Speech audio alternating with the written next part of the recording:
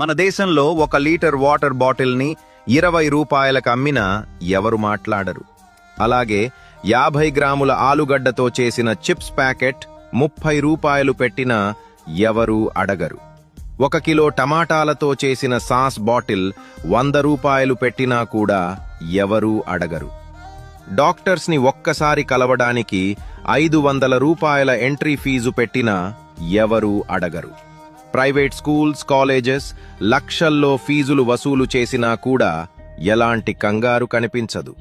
కానీ కూరగాయల రేట్లు కాస్త పెరిగితే మాత్రం వెంటనే అందరూ అరుస్తారు. ఇవి ఎలా కొనాలి, ఎలా బ్రతకాలి అంటూ టీవీలో రోజంతా న్యూస్ వేస్తారు.